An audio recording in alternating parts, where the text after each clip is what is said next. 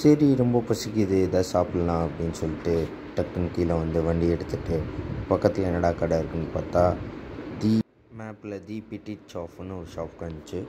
சரி ஓகே அங்கே போகலான்னு சொல்லிட்டு நேராக கடைக்கு வந்துட்டேன். இங்கே chicken shawarma barbecue tandoori Indian Chinese food biryani எல்லாமே கிடைக்குன்னு போட்டுருந்துச்சு.